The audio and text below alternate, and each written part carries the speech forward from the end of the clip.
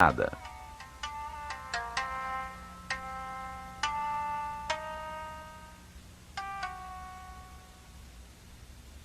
No canto superior de um desses imensos pilares, encontram-se lado a lado dois estranhos círculos com figuras geométricas em seu interior, tocando-se nas beiradas. O granito parece queimado com finas linhas circulares.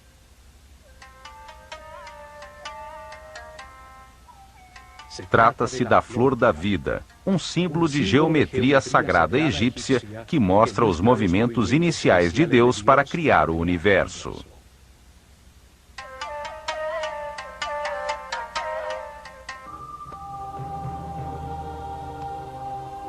A flor da vida é um símbolo esotérico egípcio que descreve a geometria sagrada que deu lugar ao universo e que determina os processos naturais, como a mitose ou o movimento dos sóis e dos planetas.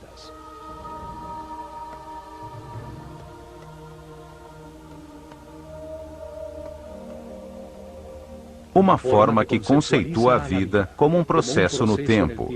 A forma que contém os ritmos, as horas, os dias, os meses, os movimentos dos corpos celestes, durante os quais a ideia toma forma, a semente germina.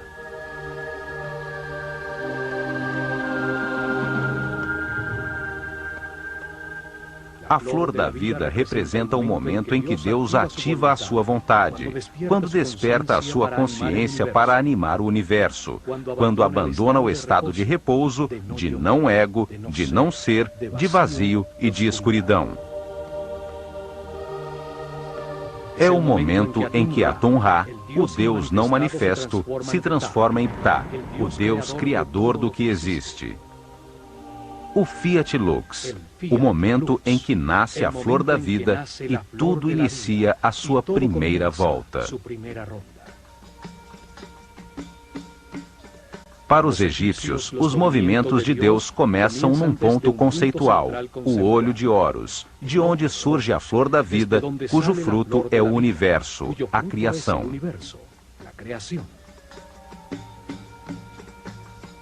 O ponto é referência para saber que existe um movimento. Nele começa a sua geometria sagrada. Dali, Deus cria o primeiro espaço virtual do universo.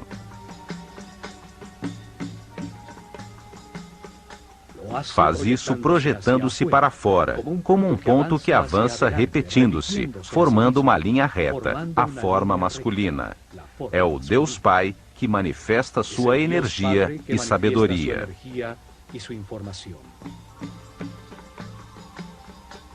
Sua vontade ativa é transformada por Deus Mãe, a substância infinita, que gera em seu interior uma resposta, o Deus Filho, que regressa com a percepção de um plano virtual reconhecido. Assim, os egípcios entendem a Trindade como um processo simultâneo, equilátero, de dados enviados, recebidos e conscientizados. Por isso, o triângulo equilátero é a base do tetraedro, o primeiro sólido puro, forma primária, masculina de tudo que foi criado. O processo se multiplica no tempo e no espaço, para frente, para trás, para cima e para baixo, à direita e à esquerda. Assim, Deus gera um espaço virtual autorreferente.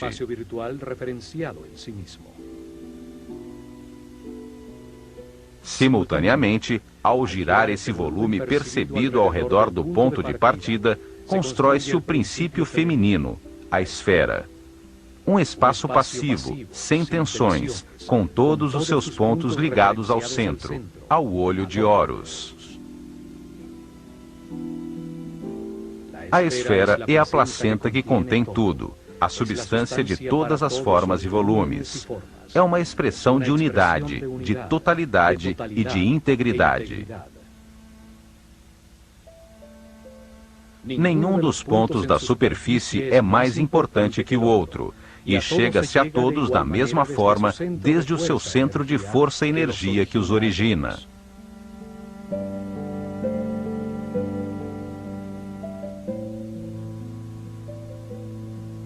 Átomos, células, sementes, planetas e sóis Todos fazem eco a essa forma de unidade e potencialidade. A primeira esfera virtual contém os 5 modelos de poliedros regulares, sólidos com todos os seus lados e ângulos iguais, chamados de sólidos platônicos, em homenagem a Platão, que aprendeu a flor da vida com mestres egípcios.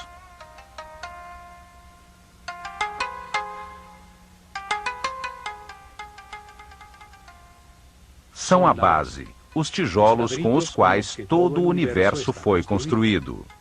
Simbolizavam os 5 elementos da natureza: o fogo, a terra, o ar, o espírito ou éter e a água.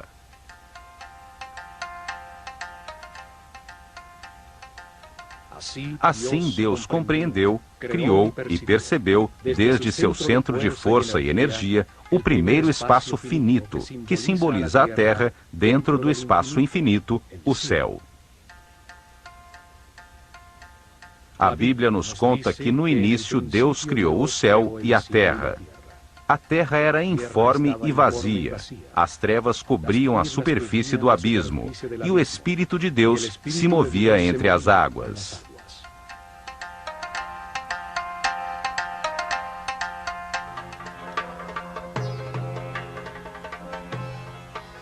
Realiza então o seu primeiro movimento, deslocando-se desde o centro da primeira esfera conhecida até chegar à sua margem, a membrana ou perímetro do espaço.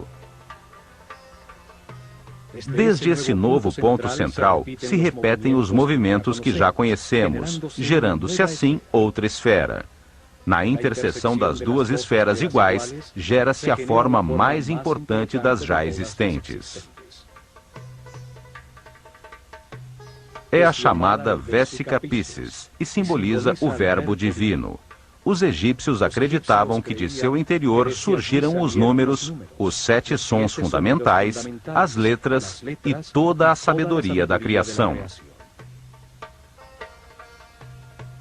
Tem a mesma forma do olho e da boca humanos. Em seu interior, cabem exatamente 2 triângulos equiláteros que, ao estarem contidos num retângulo, são a base da proporção áurea, a divina proporção. Essa proporção foi utilizada em todos os seus templos, como no Osirion, para relacionar as 3 dimensões entre si e estas com a natureza. Daí derivam todas as relações matemáticas fundamentais e os números importantes como Φ e Π. Simboliza também a visão compartilhada, o entendimento mútuo entre indivíduos iguais, terra comum. O Vesica Piscis é o espaço compartilhado, a interseção entre a esfera inicial e a nova, gerada da sua borda. A partir dessa nova esfera conhecida, repetem-se sucessivamente os movimentos em direção à borda exterior, para gerar outra esfera. Cada uma delas é uma nova dimensão, um novo som na escala musical, uma nova cor na escala cromática. Assim vão se construindo 4 esferas, 5 esferas, 6 esferas, e nesse momento se chega à 7ª e última esfera, com a qual se encerra o primeiro ciclo e se completa a semente da vida.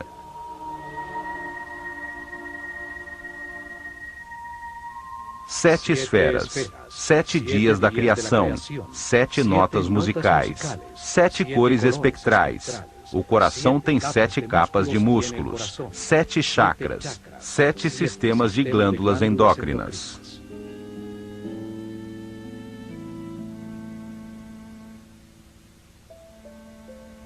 Esse padrão geométrico se repete infinitamente, é a base de tudo que existe, e seguindo, a natureza faz crescer as flores, constrói 1, 2, 4, 8 células primárias, o corpo humano ou as galáxias.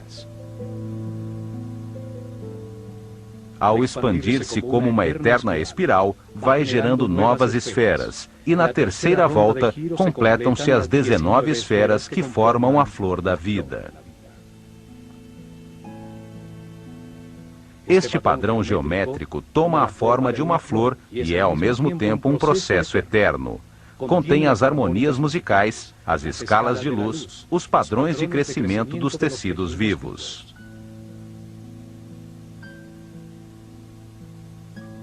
Cada esfera tem a mesma potência de desenvolvimento que a esfera original, dando assim à flor da vida lugar ao fruto da vida que gera sua própria flor.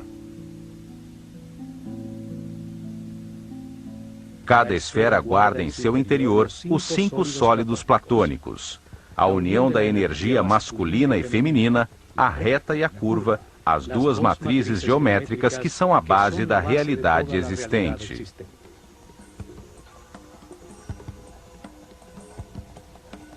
Os sólidos platônicos equiangulares e equiláteros conectam os centros de todas as esferas. Assim aparece o tetraedro, o cubo, o octaedro, o icosaedro e o dodecaedro.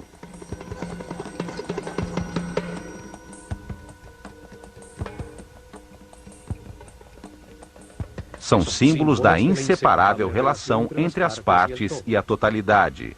Formam um princípio de unidade para toda a geometria das formas existentes, apesar de sua diversidade. Padrões, formas e estruturas que existem na natureza, da menor partícula a expressões reconhecíveis ao olho humano até o imenso universo. Tudo segue um arquétipo geométrico que nos revela a natureza de cada forma.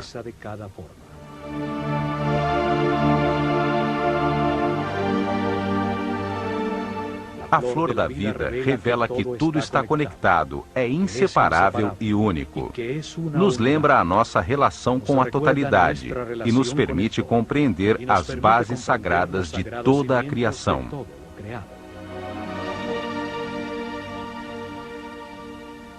Com ela, os sacerdotes da escola de Horus ensinavam o respirar da totalidade, o que é Deus e como diversifica a sua consciência através da nossa vida.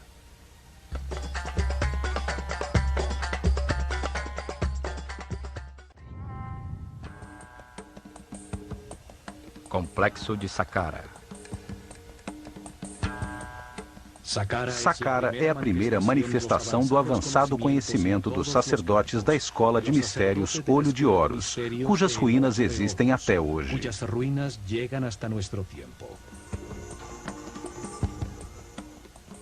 Neste local foi construída a primeira pirâmide da Terra depois do dilúvio.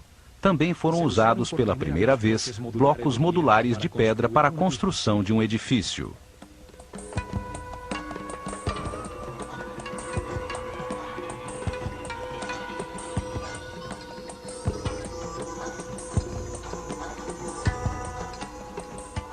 Nas paredes, esculpiram hieroglifos com os primeiros textos religiosos da história.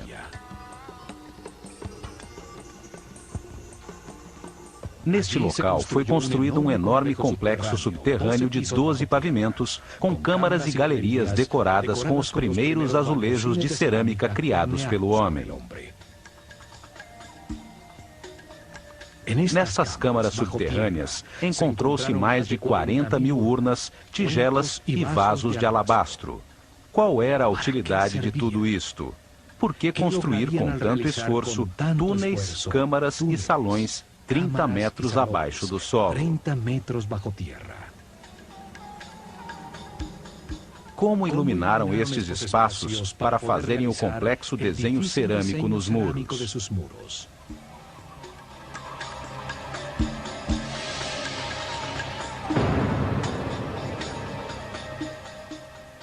Porque as construções são volumes maciços de pedra sem nenhuma utilidade aparente. O que uma sociedade de cerca de 4 milhões de pessoas podia ganhar ao cortar e deslocar mais de 1 milhão de toneladas de pedra para construir este complexo que surpreende pela sua refinada arquitetura?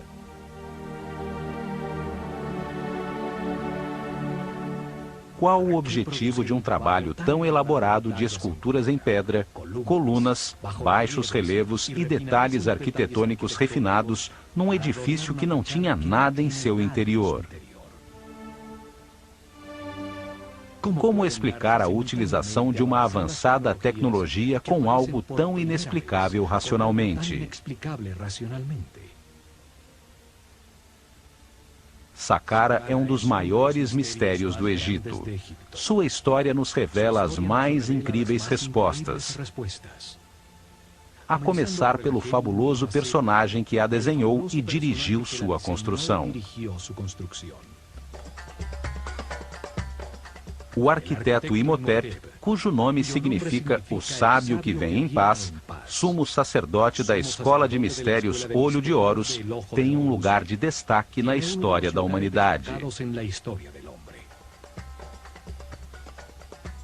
Ele foi primeiro-ministro, vizir e chanceler do faraó Djoser, que reinou na terceira dinastia em torno do ano 2800 a.C.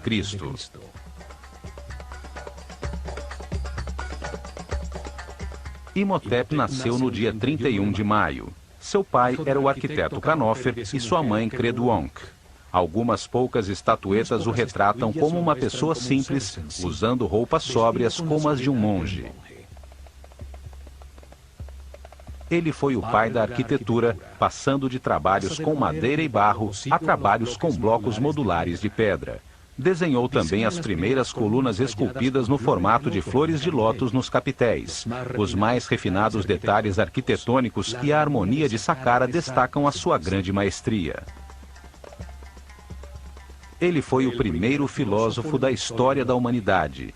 Dedicou-se a analisar conceitos fundamentais como espaço, tempo, volume, a natureza das doenças, a existência de Deus e a imortalidade.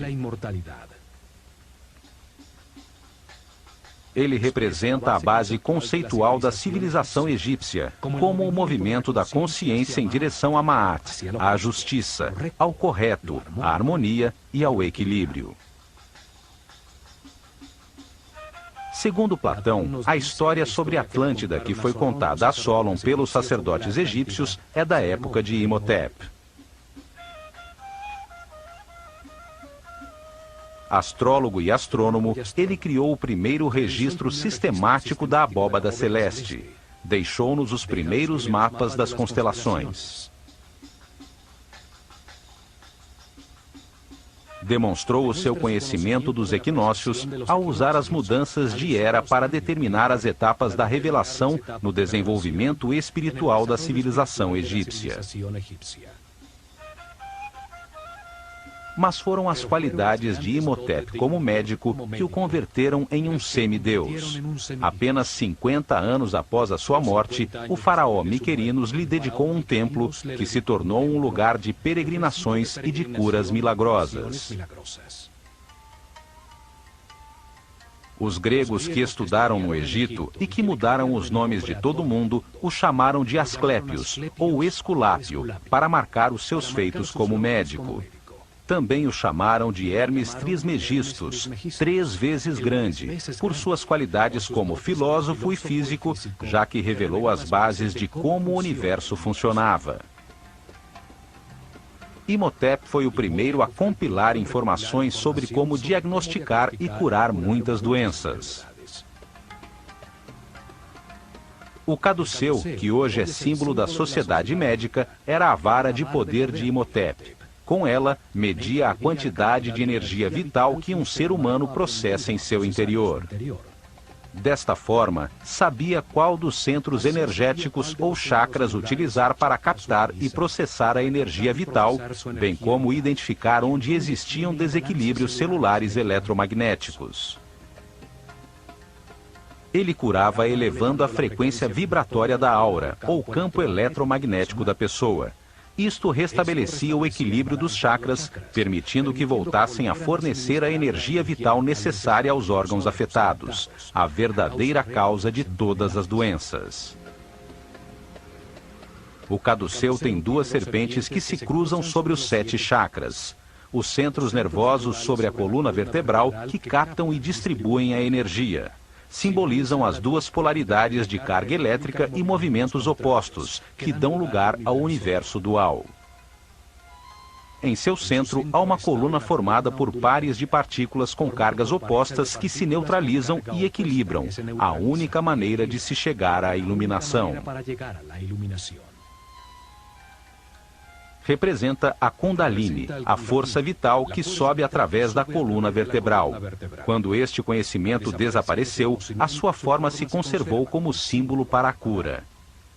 Através de experiências que utilizam sua forma como uma bobina elétrica, tem-se descoberto que ela possui características misteriosas.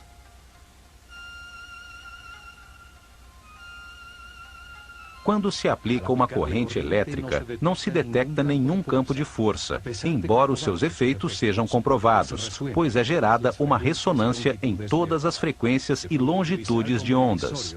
Pode ser usado como emissor e receptor de sinais radioelétricos, como se emitisse raios laser.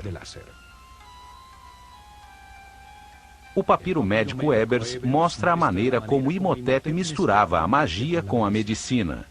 Suas fórmulas e remédios estão cheios de rezas e encantamentos, pois ele acreditava que a medicina não curaria sem que recebesse poder através da energia da palavra. Seus textos e ensinamentos passaram secretamente de geração em geração durante milênios. São a base dos conhecimentos gnóstico, templário, Illuminatis, Rosacruz e maçom.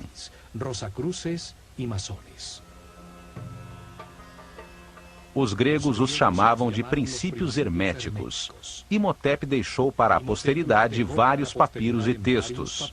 Um deles, o Kybalion, fala dos 7 princípios fundamentais do universo.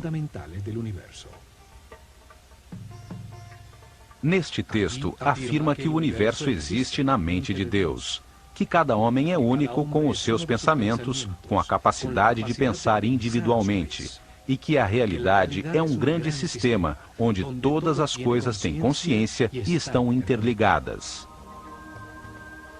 Imhotep foi um mestre do conhecimento. Ensinou a escrita hieroglífica e produziu vários textos em pedra, produzindo os primeiros textos religiosos da história. Por isto, é associado com Thoth, o éter ou princípio divino, simbolizado através de um corpo humano com cabeça de íbis, que representa o Verbo divino, o Criador da palavra.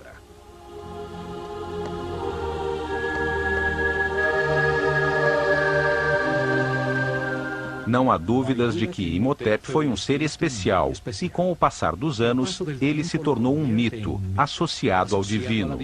A ele foram atribuídos diversos nomes como Thoth, Mercúrio, Quetzalcoatl, Esculápio e Hermes Trismegistus, o 3 vezes grande. O termo hermético se converteu em sinônimo de sabedoria secreta. A mesma sabedoria que uma vez esteve nas mentes dos sacerdotes do Olho de Horus, dos quais um dos primeiros sumos sacerdotes foi Imhotep, o sábio que vem em paz.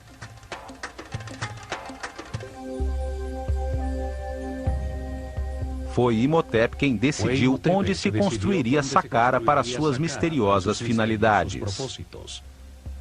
Está situada na área entre 31 e 32 graus de longitude leste e 29 e 32 graus latitude norte, a única área no Egito na qual se construiriam pirâmides nos 400 anos seguintes.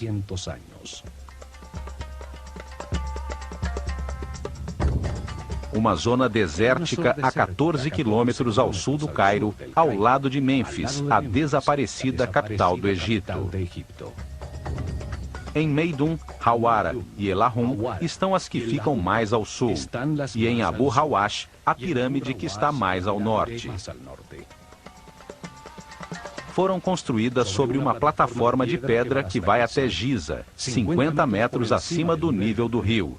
Assim, garantia que o nível das águas não inundasse os trabalhos subterrâneos que havia planejado. Em uma zona onde existem outras 8 pirâmides menores, construídas nas dinastias 4, 5 e 6. Saqqara fica exatamente sobre um dos nódulos principais da rede eletromagnética do planeta, onde melhor se pode utilizar a força de sua energia telúrica para fazer vibrar uma grande massa de pedra. Nesta área ocorrem os efeitos eletromagnéticos naturais mais poderosos do planeta. Aí está localizado um de seus chakras. Aí também passa a corrente telúrica, a carga terra negativa que leva sua energia vital.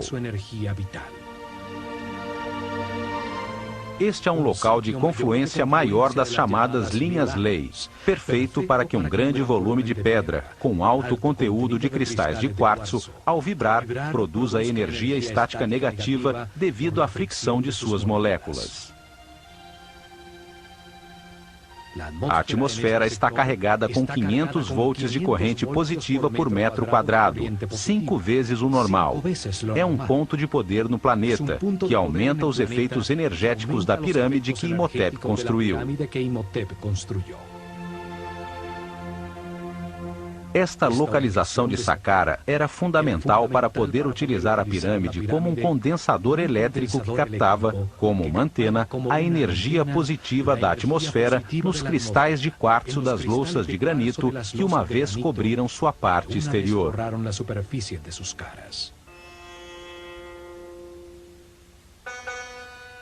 Saqqara significa o que abre e guia no caminho. Seu símbolo é o chacal, que guia os perdidos no deserto até levá-los às terras cultivadas, até as terras do homem civilizado.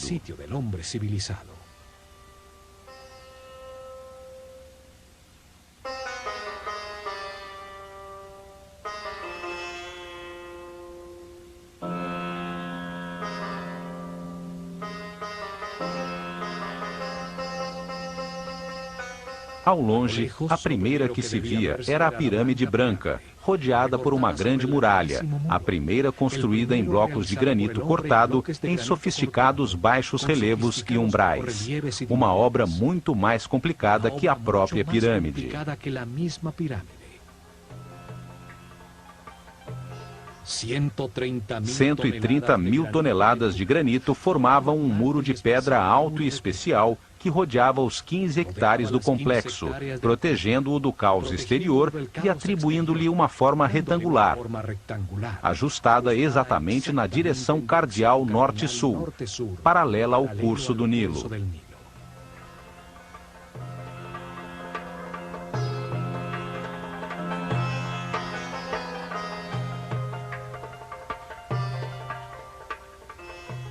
O muro tinha 10 metros de altura, o que representa aproximadamente 4 andares de um edifício moderno. 550 metros de comprimento, 5 quarteirões e meio em linha reta de norte a sul, e a metade exata desta distância, 275 metros de largura, de leste a oeste. O muro é o primeiro componente da máquina quântica desenhada por Imhotep em Saqqara. Todo o complexo era como um grande circuito eletrônico, só que em pedra e em maior escala. O muro funcionava como um cordão eletromagnético que isolava o complexo, fechando e protegendo todo o circuito. Para cumprir este objetivo, não são necessários cabos elétricos, apenas que as moléculas do material que lhe dão forma tenham um alto conteúdo de cristais de quartzo. O granito de Tura, local muito próximo de Saqqara, tem um grande conteúdo de quartzo. O quartzo organiza as suas moléculas em tetraedros, uma das 5 formas básicas das quais a matéria é constituída, os chamados sólidos platônicos. Ao vibrar com o planeta, os tetraedros se friccionam entre si, produzindo uma carga elétrica. Os 85 mil metros cúbicos do muro de granito continham uma enorme quantidade de cristais de quartzo que geravam um poderoso campo de força, uma onda radioelétrica constante. O muro é parte integral de um complexo captador de energia eletromagnética, cujo coração estava na pirâmide escalonada que, com os seus 66 metros de altura, dominava o complexo.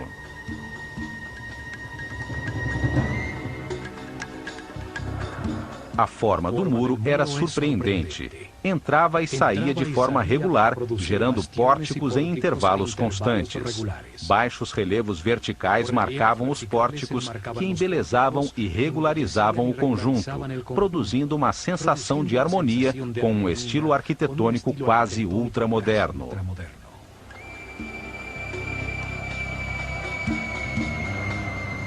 Desde a sua parte superior até as entradas, as quais se subia através de escadas, se via a paisagem de muitos quilômetros em todas as direções, bem como a impressionante vista da pirâmide escalonada.